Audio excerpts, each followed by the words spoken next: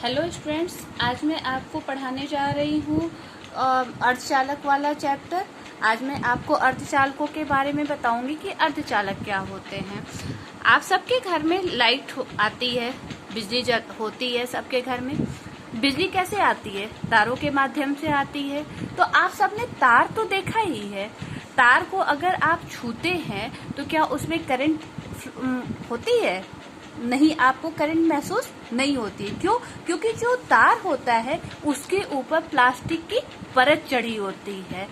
उसके भीतर आप अगर अंदर से देखें तो उसके भीतर आपको एल्यूमिनियम या फिर कॉपर जैसा पदार्थ दिखेगा। यानी जो तार होता है वो कॉपर का होता है या फिर एल्यूमिनियम का होता है, जिसके ऊपर प्लास्टिक से कवर किया गया होता है। क्यों प्लास्टिक से कवर किया गया होता है?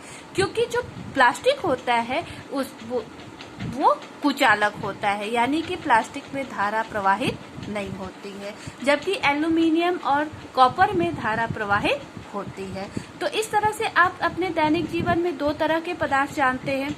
एक वे पदार्थ जिनमें धारा प्रवाहित होती है और वे पदार्थ जिनमें धारा प्रवाहित नहीं होती है। वे सभी पदार्थ जिनमें धारा प्रवाहित होती है उनको हम क्या कहते हैं? उनको हम चालक कहते हैं। और वे सभी पदार्थ जिनमें धारा बिल्कुल भी प्रवाहित नहीं होती है उनको हम क्या कहते हैं? कुचालक या फिर अचालक कहते हैं। लेकिन इनके बीच में एक और पदार्थ होता है जिसमें साधारण कंडीशन में, साधारण परिस्थितियों में तो धारा प्रवाहित नहीं होती है, लेकिन कुछ विशेष परिस्थितियों में उसमें धारा प्रवाहित होती है। इसको हम कहते हैं अर्धचालक। यानी पदार्थ कितने प्रकार के होते हैं? 3 प्रकार के होते हैं। पहला होता है जो धारा के लिए चालक का कार्य करता है, दूसरा होता है जो धारा के लिए कुचालक होता है, और तीसरा होता है जो कुछ विशेष परिस्थितियों में ही धारा के लिए चालक का कार्य करता है, जिसको हम कहते हैं अर्धचालक। अब आज हम ये जानते हैं कि कुछ पदार्थ चालक, कुछ पदार्थ अचालक या कुछ पदार्थ अर्धचालक क्यों होते हैं। आप ये जानते हैं कि जो पदार्थ होता है वो परमाणुओं से मिलकर के बना होता है, और जो परमाणु होता है उसमें भी 3 भाग होते हैं। पहला तो नाभिक होता है जिसमें क्या होता है? प्रोटॉन और न्यूट्रॉन, और उसके चारों तरफ क्या होती है? कक्षाएं होती हैं जिनमें इलेक्ट्रॉन चक्कर लगाते हैं। तो कोई भी पदार्थ, जो भी हम तत्व लेते हैं, उनका जितना भी परमाणु क्रमांक होता है उसके बराबर उसमें इलेक्ट्रॉनों की संख्या होती है, और जो ये कक्षाएं होती है उनमें इलेक्ट्रॉनों की एक निश्चित मात्रा ही चक्कर लगा सकती है। तो वो सभी कक्षाओं में डिस्ट्रीब्यूटेड होते हैं।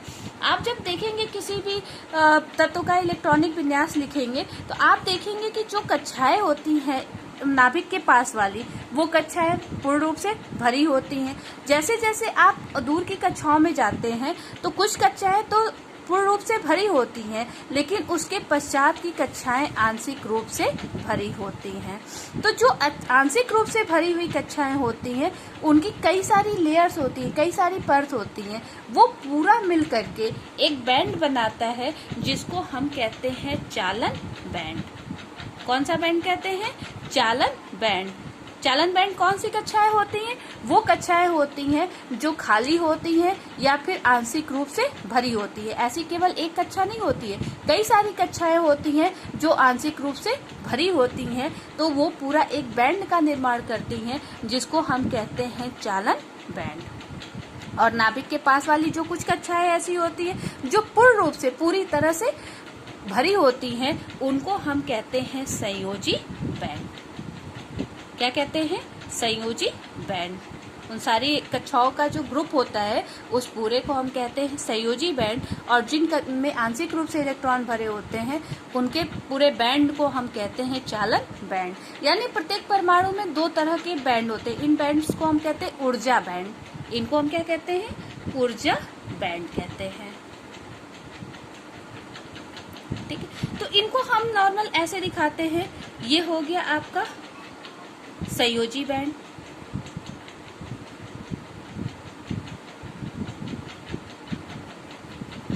और ये हो गया आपका चालन बैंड।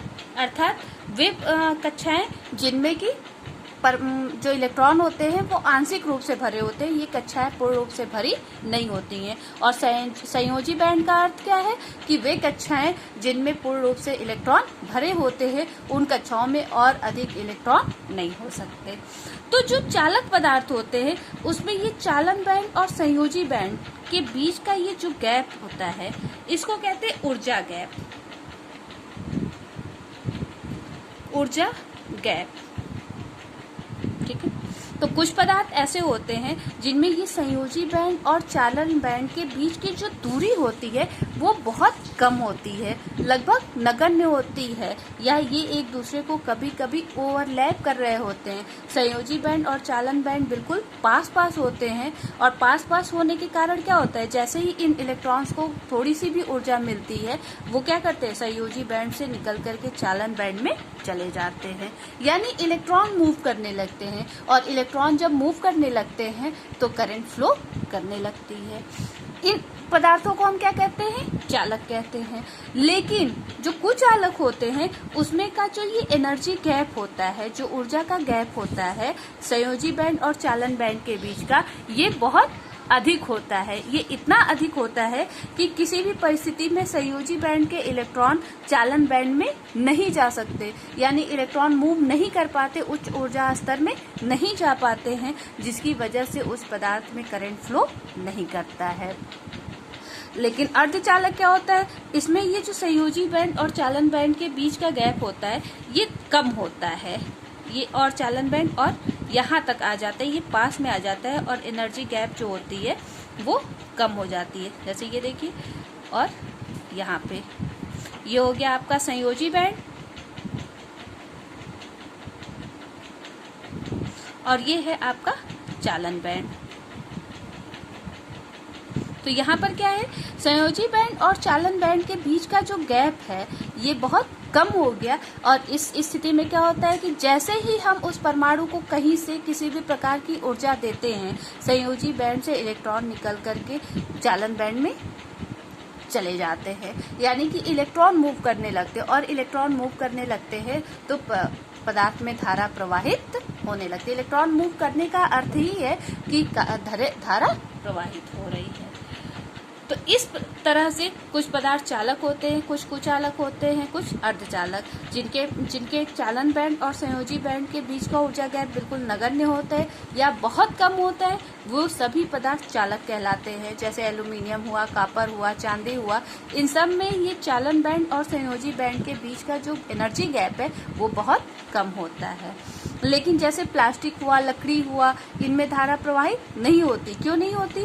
क्योंकि संयोजी बैंड और चालन बैंड के बीच का जो ये ऊर्जा गैप है ये बहुत अधिक होता है, लगभग 7 इलेक्ट्रॉन वोल्ट के बराबर होता है, इसलिए इसमें धारा प्रवाहित नहीं हो पाती।